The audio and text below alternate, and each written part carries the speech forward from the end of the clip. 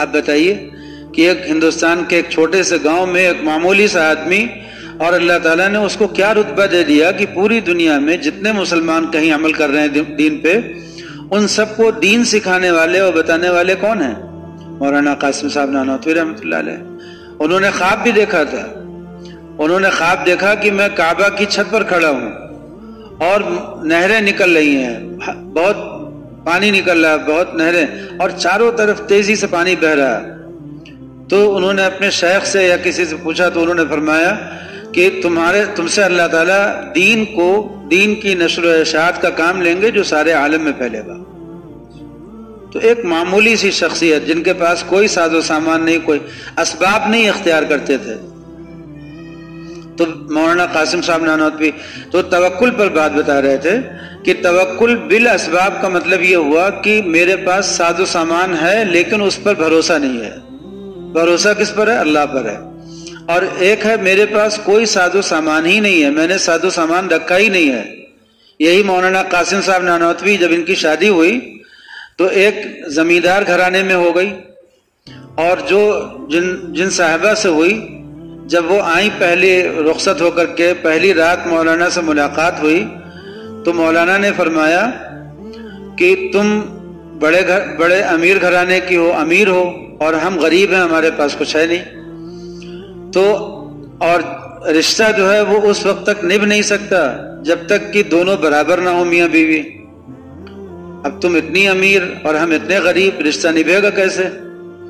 تو یا تو ہم امیر ہو جائیں تمہارے برابر، اور یا تم غریب ہو جاؤ۔ 1.5 کلو سونا ان کے والد نے ان کو زیور بنا کر کے دیا تھا، 1.5 کلو سونے کا۔ تو انہوں نے کہا کہ یا تو تم غریب ہو جاؤ یا ہم امیر ہو جائیں۔ تو انہوں نے کہا کہ کیا کرنا چاہیے بتائیے؟ فرمایا کہ دیکھو اس وقت فلاں جگہ پہ جنگ چل رہی ہے مسلمانوں کے خلاف،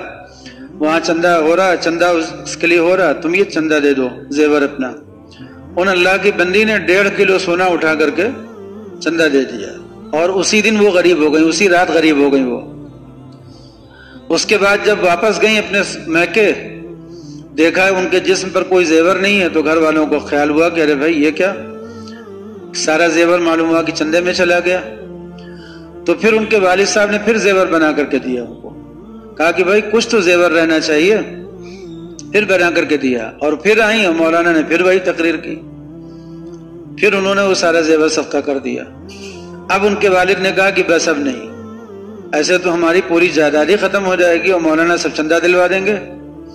تو مولانا قاسم صاحب نانوتوی رحمۃ اللہ علیہ اپنے آپ کو دنیا سے اتنا دور رکھتے تھے اور کماتے نہیں تھے، لیکن جب شادی کی تو پھر انہوں نے اپنی بیوی کے لیے کمانے کے لیے ایک پریس میں نوکری کی، 10 روپے ماہوار کی تنخواہ، 10 روپے مہینے کی تنخواہ پر، اور جو ہوتا تھا لا کر کے اپنی بیوی کو کا خرچہ اس سے پورا کرتے تھے۔ جب ایک مرتبہ حیدرآباد میں کوئی صاحب، نواب صاحب تھے، ان کو ایک مدرسہ انہوں نے قائم کیا تھا، اور اس مدرسے کو چلانے کے لیے مشورہ کیا کہ کس کو بلایا جائے، تو کسی نے کہا کہ اگر مولانا قاسم صاحب اس مدرسے میں آ جائیں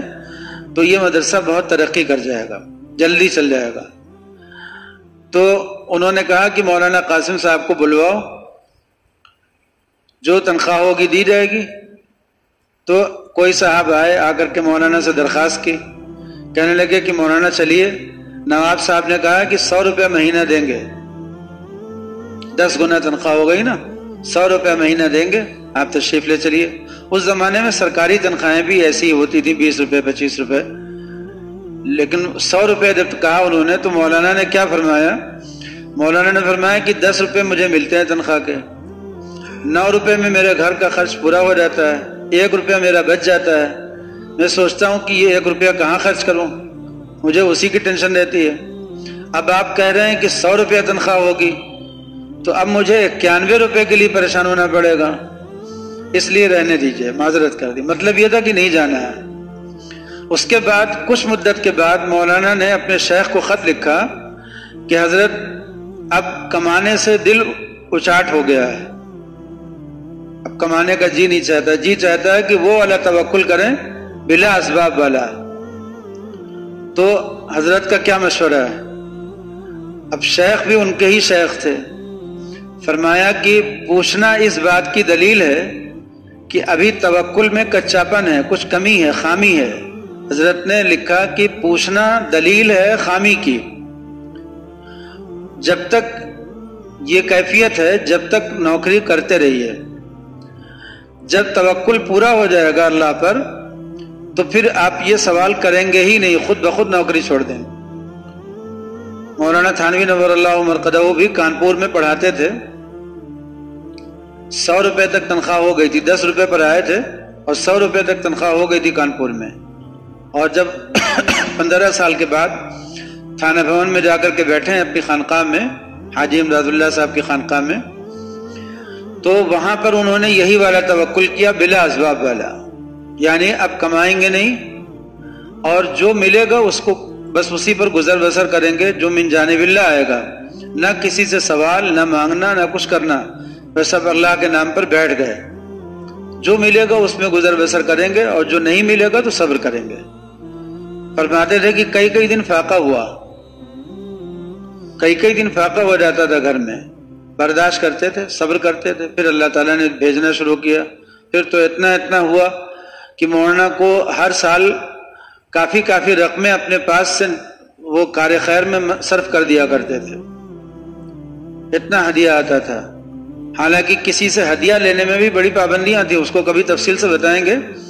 لیکن یہ بتا رہے تھے کہ ایک توکل بالاسباب ہوتا ہے کہ ساز و سامان موجود ہے